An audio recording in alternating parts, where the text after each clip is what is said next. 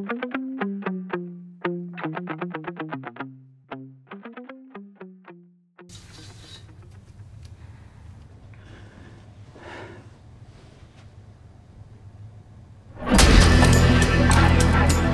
on Pauli Paavilainen itse.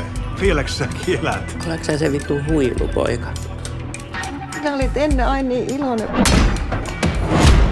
Muistaks mua?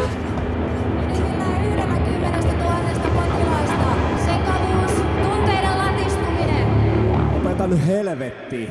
Perusta oma bändi, saatana. Se oli ihan mielenkiintoista. Täälläpä ei tommoista varmaan kuultukaan.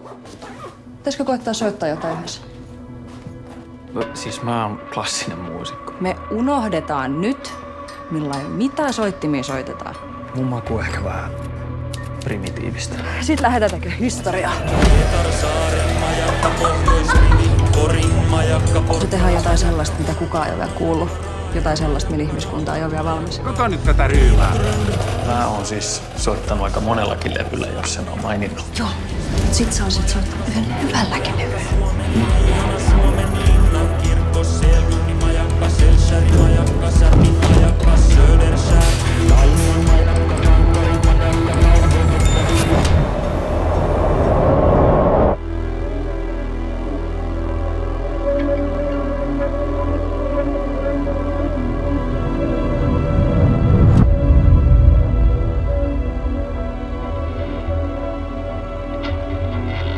Kuinka moni raumalainen on tehnyt levy, mikä jonain päivänä lähetetään avaruuteen?